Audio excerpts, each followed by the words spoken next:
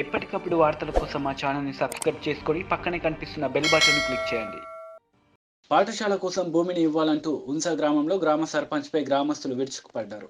సర్పంచ్ ఎన్నికల్లో ఇచ్చిన హామీలను ఎందుకు నెరవేర్చలేరని గ్రామస్తులు ప్రశ్నించారు.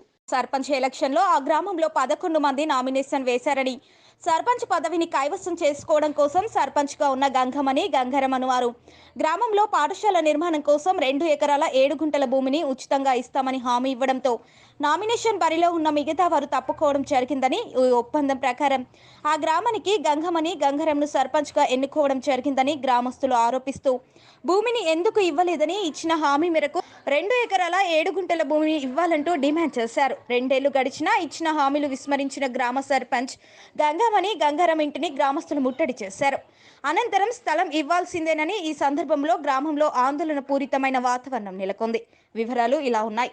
నిజామాబాద్ జిల్లా బోధన్ మండలం హున్సా గ్రామంలో గ్రామ సర్పంచ్గా ఉన్న గంగమని గంగారం సర్పంచ్ ఎన్నికల సందర్భంలో ప్రభుత్వ పాఠశాల నిర్మాణం కోసం తనకు సొంతగా ఉన్న 2 ఎకరాల 7 గుంటల భూమిని ఉచితంగా ఇస్తామని హామీ ఇవ్వడం జరిగిందని, దీంతో గ్రామస్తులు అంగీకరించి గ్రామ సర్పంచ్గా ఎన్నుకోవడం జరిగిందని, ఇచ్చిన హామీ 2 సంవత్సరాలు కావస్తున్నా ఇప్పటికీ భూమిని ఇవ్వడం లేదని, అడిగినప్పుడల్లా కాలయాపన చేస్తున్నారని విసుగు చెందిన గ్రామస్తులు ఆదివారం గ్రామ సర్పంచ్ ఇంటి ముట్టడి చేశారు.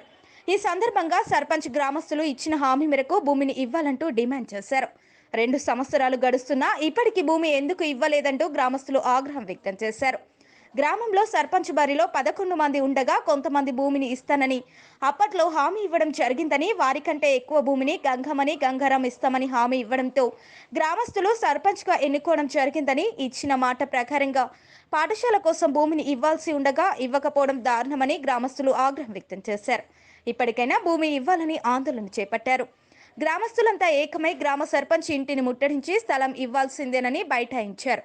గ్రామస్తులంతా ఏకమై సర్పంచ్ ఇంటి వద్ద భూమి ఇవ్వాల్సిందేనని ఆందోళన చేయడంతో గ్రామంలో ఉద్రిక్తత పరిస్థితి నెలకొంది.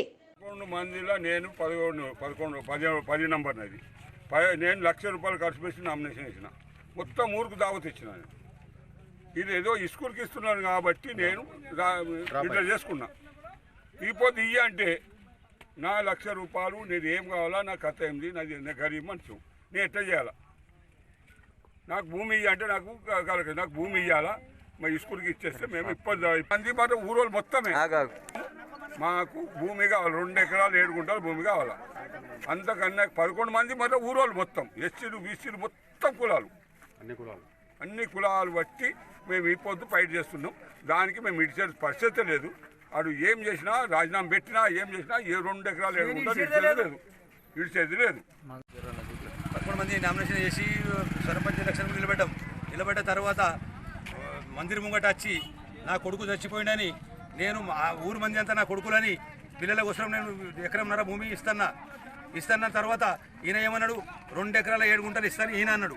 ఈయన అంటే మా పబ్లిక్ అన్నారు, మరి భూమి ఎక్కేస్తున్నది కదా 7 గుంటలు, లేవైనా కొడుకు తెచ్చి నేను దానం ఇవ్వాలని వస్తున్నా, ఇస్తా, ఊరు పిల్లలని నా కొడుకులే అవుతారు అని నేను చెప్పిన. లేదా నేను 1 ఎకరం 8 గుంటలు కింద అక్కడ పక్కకి నేను చేనిస్తా అంటే సరే అని ఒప్పుకొని ఆయన సర్పంచ్ చేసినాం సార్. దోసాల ఇప్పుడు కింది భూమి ఇస్తున్నాడు గంగమని గంగారంకి చేసినాం. అయితే ఆమె 2 ఎకరాల 7 గుంటలు ఇస్తున్నది కింది పక్క భాగం ఈ స్కూల్. ఒప్పుకున్నాం, నా కొడుకు నేను ఇస్తాను అద్ద అన్నారు. పోనీ అన్న ఇడిచిపెట్టేసినాం, ఆయనకి చేసినాం.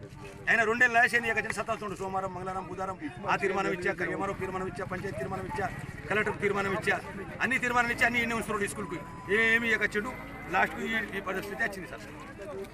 ఆయన తీర్మానం ఇచ్చినవి ఉన్నాయి మాకు.